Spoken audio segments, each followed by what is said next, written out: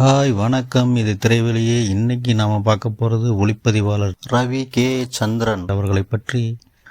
வாங்க வீடியோக்குள்ளே போகலாம்.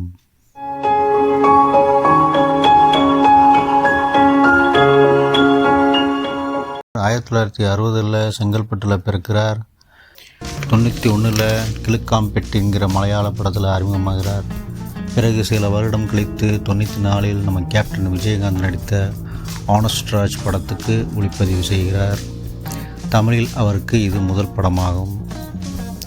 94 பிறகு இன்ட்ரோ கொடுத்த அவர் மறுபடியும் 97 அவருக்கு ஏவிஎம்மின் மின்சார கனவு படத்துக்கு ஒளிப்பதிவு அமைக்கிறார்.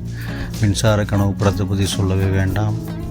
பூ பூக்கும் ஓசை, தங்கத்தாமரை மகளே, ஃப்ரேம் பை ஃப்ரேம் ஒரு பிரம்மாண்டத்தை காமிச்ச திரைப்படமாகும்.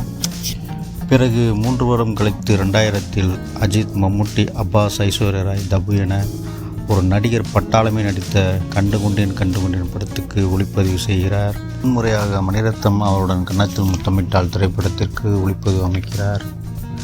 இதற்கு பெஸ்ட் ஃபிலிம்ஃபேர் அவார்டு அவருக்கு வெற்றி வாகை சூடியது. மறுபடியும் மணிரத்னம் அவருடன் சூர்யா, மாதவன், சித்தார்த் நடித்த மேஜிக்கல் மூவி ஆயுத எழுத்து திரைப்படத்தில் இணைகிறார். இந்த திரைப்படம் பற்றி சொல்லவே தேவையில்லை.